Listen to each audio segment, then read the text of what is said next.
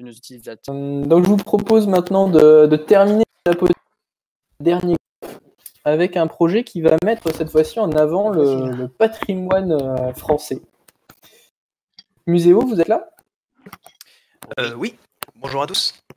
Bonjour. Donc je vous laisse la parole pour présenter votre projet. D'accord, c'est parti. Eh bien, bonjour, bienvenue sur la présentation Muséo. Alors, Muséo, qu'est-ce que c'est? C'est une application cartographique pour renseigner vos monuments et musées favoris à la communauté. Donc, l'idée de départ, elle nous est venue du fait que quand on voyage et quand on se promène en France, on n'a pas toujours assez de détails sur la connaissance de tel ou tel lieu de culture qui existe, particulièrement dans les campagnes.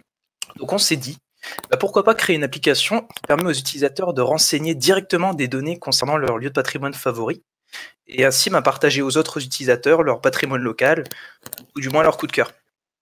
Alors, au niveau de l'équipe, ce projet a été réalisé par 5 développeurs, 3 développeurs front et 2 développeurs back. Côté back, on avait Anthony, notre Scrum Master, Julien, le Git Master et Lead Dev Back. On avait aussi Cécile, notre Git Master Front, Coralie, le Lead Dev Front, et moi-même, le Product Owner. Alors, si vous le voulez bien, on va pouvoir commencer la présentation de l'application.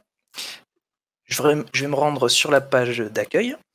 Alors, quand on arrive sur le site, on se retrouve directement sur la page de login, avec une possibilité de se connecter, bien sûr, de s'inscrire, et aussi de rentrer sur la carte en simple visiteur, enfin, en simple visite. Donc, la connexion et l'inscription, on verra ça dans un second temps. D'abord, je vais rentrer en simple visite sur le site. Donc, le fait d'entrer en simple visite, ça vous amène directement sur la carte en étant géolocalisé. En tout cas, si votre navigateur l'autorise. Alors, je vais un petit peu reculer. Donc là, les utilisateurs ont déjà mis pas mal de punaises. Donc, quand on zoome assez fort, on a des regroupements de punaises parce que ça, c'est une fonctionnalité qu'on a mis les derniers jours parce que ça commençait à faire un peu brouillon. Et quand on clique sur un regroupement, on est directement localisé sur la zone. Alors, quand l'utilisateur clique sur une punaise, il va avoir les informations liées au monument. Donc, voilà, chaque punaise indique un monument ou un musée. Donc dessus, on va avoir le titre, aussi l'adresse qui est renseignée, ainsi qu'une petite description, des thématiques à choisir, une période, région et public visé. Donc il n'y a malheureusement que l'image qu'on n'a pas réussi pour la V1 à dynamiser, avec des petits problèmes liés à ça, mais ce sera très vite fait en V2, on va s'y attaquer très très vite. Alors, donc après, c'est surtout pour indiquer donc, des monuments locaux. Donc par exemple, on peut avoir des choses très connues comme le musée de la parfumerie, ou bien des choses un peu moins connues comme le musée du tire-bouchon, qui est quand même intéressant. Et au niveau de la fonctionnalité principale, alors normalement, au clic droit, on peut créer un monument. Malheureusement, cette fonction, elle est bloquée pour les simples utilisateurs, ceux qui ne sont pas connectés. Et aussi, quand on clique sur le bouton ajouter un monument, on est bien redirigé. On nous demande de nous rediriger vers le formulaire d'ajout. Donc, c'est ce qu'on va faire tout de suite. Je vais aller sur connexion. On va pouvoir inscrire un petit utilisateur. Donc, par exemple, nicole.michu@gmail.com. En pseudonyme, voilà. Un petit mot de passe avec au moins 5 caractères pour être valide. Et on s'inscrit. Ah, apparemment, un petit fail. Bon. Alors du coup, je vais m'inscrire. Donc voilà, ça c'est la loi de Murphy, on n'y échappe pas. Donc, je vais m'inscrire avec un mot de passe déjà renseigné. On se connecte. Donc voilà, là je suis bien connecté sur le site. Donc apparemment, il n'y a rien qui change, mais finalement tout change vu qu'en faisant un clic droit, on a bien accès au formulaire de monument. Donc là, quand je clique sur n'importe quel endroit, que ce soit par exemple via le bouton ou via un clic droit, j'accède directement à l'adresse qui est mise dans le champ. Donc ça, c'est grâce à l'API du gouvernement. Pareil, quand on recherche une adresse, on va bien avoir une autocomplétion prévue. Donc par exemple, là, je vais me rendre à Paris. Voilà. Et pour créer un monument, donc si je connais bien sûr l'endroit, par exemple, on va aller sur les quais de Seine pour rentrer la belle cathédrale Notre-Dame. Donc je clique dessus, j'ai bien l'adresse. Là, on va pouvoir renseigner le nom. Notre-Dame de Paris. Une petite description. C'est une belle cathédrale. Ensuite, on a un choix de thématique. Donc, dans notre cas, ce sera patrimoine religieux, période Moyen-Âge, région Île-de-France, et enfin, public visé, tout public. On clique sur Ajouter. Voilà, la punaise est bien créée. Et là, c'est le petit couac, la loi de Murphy qui tombe sur nous. Ça fonctionnait encore très bien il y a quelques heures, en début d'après-midi. Mais on a un petit problème avec l'API Nominatim, ce qui fait que les punaises apparaissent et disparaissent tout de suite après. Donc, pas de panique quand même, on a bien la punaise enregistrée dans le back-office. Alors du coup, Anthony, je te laisse la parole pour nous montrer ça. Eh bah oui, donc rebonjour à tous. Alors donc nous côté Sympho, donc on a créé un back office donc à la mano avec Bootstrap et une petite sidebar fait à la main. Voilà. Pour toute la gestion des entités, tous les CRUD ont été faits à la main. Donc pour les régions, les périodes, les publics visés, on peut gérer les utilisateurs, les catégories, etc. Donc, par exemple, là, si on se rend sur Monument dans le back-office, on peut aller dessus.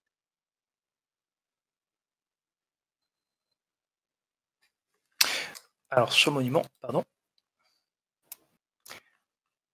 Voilà. Hop.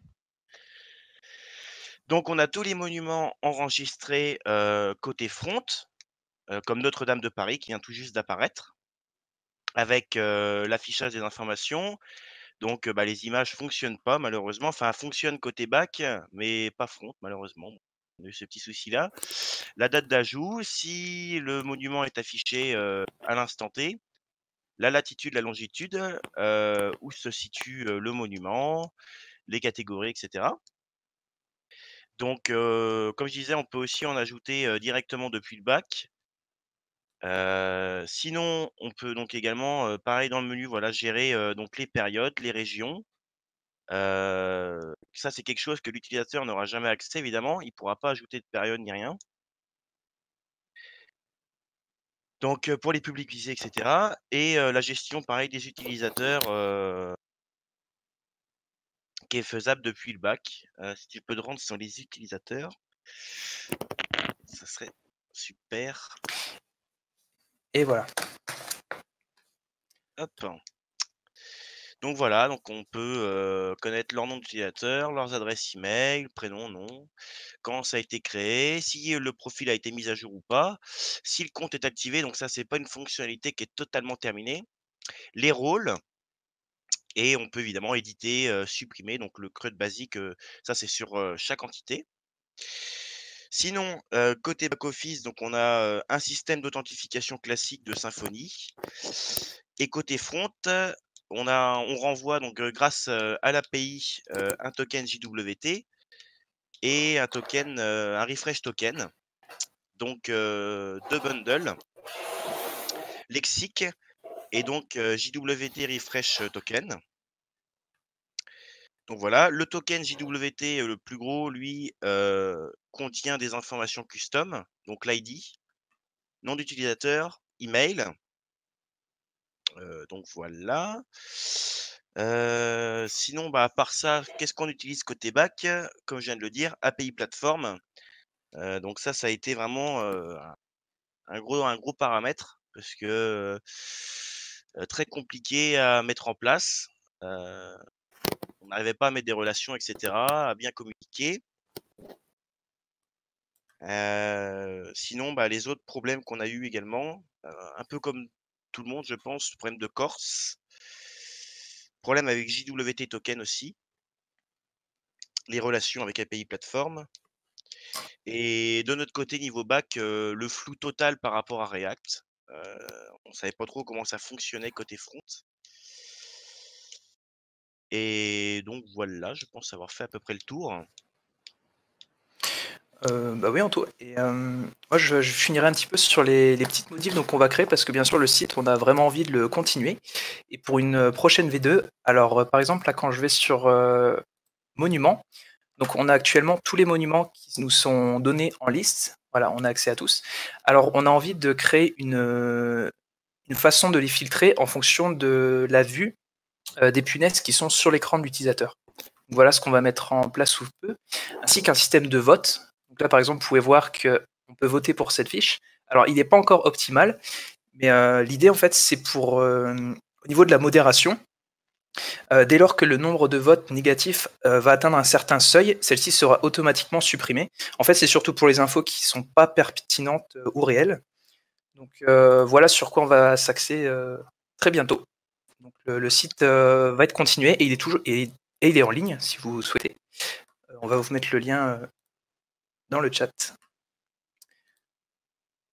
Ok, super Voilà présentation, super projet, bravo à vous. Merci. Donc on va passer à la phase de questions. Alors moi j'ai une question de Will qui demandait comment vous avez géré l'animation des oiseaux qu'on voit en fond. Là tu montrais une page. Alors, l'animation des Euh, oui, sur Monument. Oui. Alors, c'est pas nous qui l'avons géré, je l'ai trouvé donc, dans un tuto YouTube. Merci YouTube pour ces, ces formidables idées. Et donc, ils expliquaient en fait de A à Z comment faire cette animation. Donc voilà, le mérite ne revient pas à nous. On a juste utilisé la doc. Mais il n'y a pas de petite victoire, hein, c'est déjà bien. Passe tous par là. Moi j'avais donc quelques questions pour vous.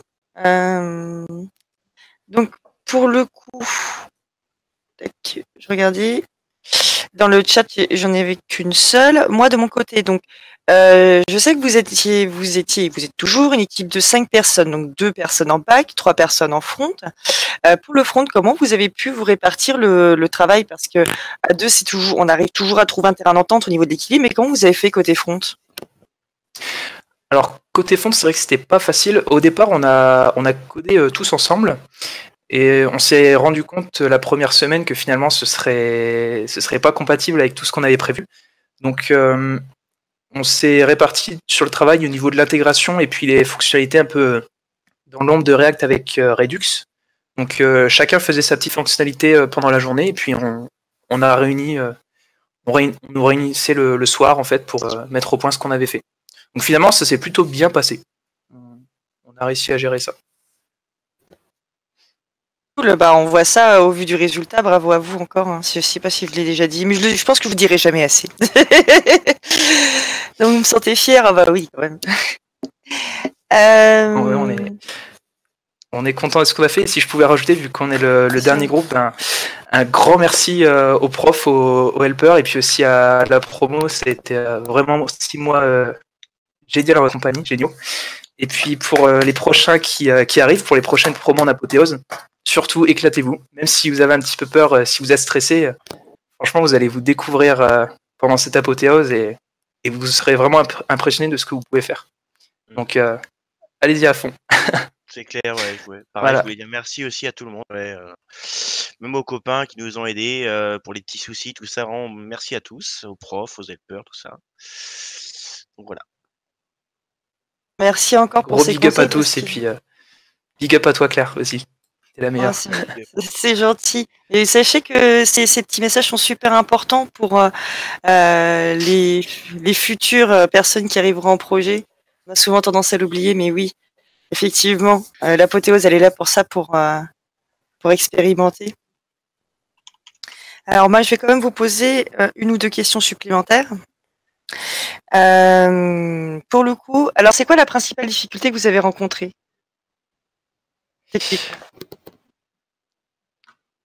Alors, pour moi, enfin pour nous, je pense que ça a été la discussion entre React et Symfo, et particulièrement avec API Platform. Ah oui. Ouais, c'était plateforme. On a eu pas mal de difficultés sur ça, beaucoup de questions. En fait, c'était vraiment le sprint 3 où on a eu pas mal de difficultés. Et puis finalement, ça s'est fait au fur et à mesure.